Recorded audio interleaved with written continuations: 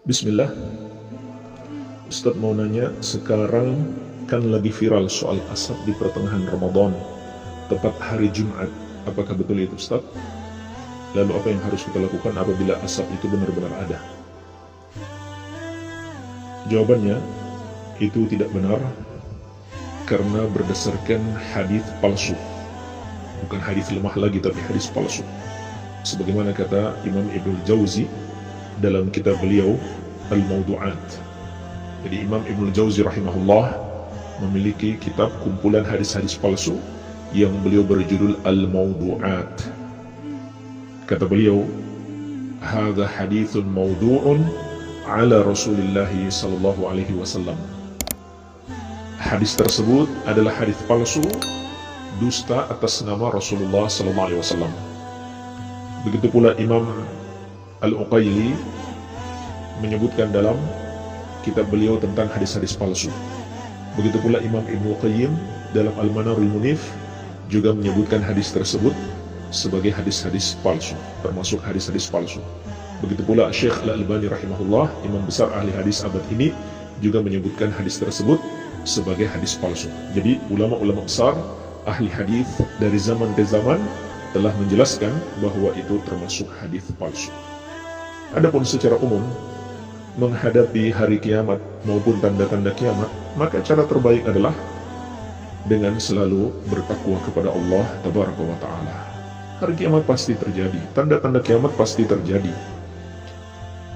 Itu tidak perlu kita ramalkan kapan terjadinya, dan tidak perlu kita sibukkan diri untuk mencari tahu kapan terjadinya. Tetapi kita sibukkan diri dengan bertakwa kepada Allah Azza wa Jalla. Oleh karena itu, dalam hadis yang diriwayatkan Al-Bukhari dan Muslim dari Anas bin Malik radhiyallahu anhu,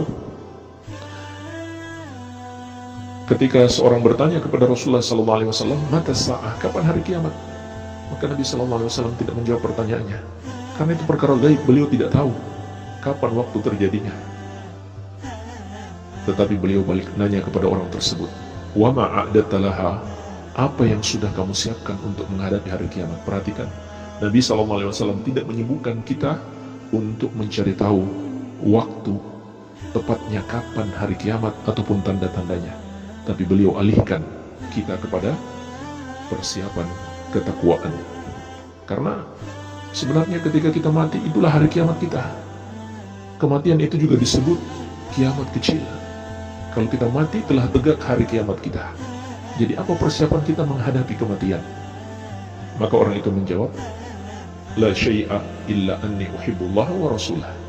Ya Rasulullah, saya tidak punya persiapan apa-apa kecuali aku cinta kepada Allah dan Rasulnya.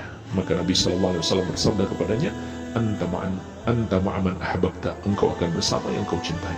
Artinya kalau engkau benar cinta kepada Allah dan Rasulnya, maka kelak kamu akan dibangkitkan bersama Rasulullah sallallahu alaihi wa ala alihi wasallam.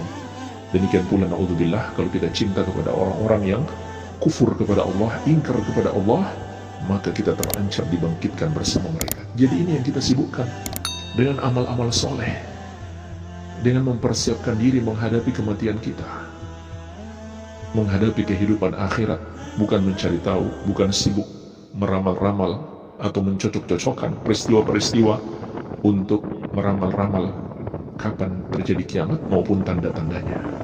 Dan bahayanya jemaah sekalian, ketika mereka meramal-ramal dan tidak terjadi, dan ramalan mereka berdasarkan hadis sahih, lalu mereka cocok-cocokkan dengan peristiwa namun tidak terjadi seperti ramalan mereka, itu bisa membuat orang mendustakan hadis-hadis Rasulullah sallallahu alaihi wasallam. Mungkin mereka mengatakan, "Oh, ternyata hadis itu tidak benar karena sudah diramalkan dalam hadis tersebut, tapi ternyata tidak terjadi." Ini bahayanya kalau kita mencocok-cocokkan dan meramal-ramal tanggal kapan terjadi hari kiamat atau tanda-tanda kiamat. Wallahu a'lam.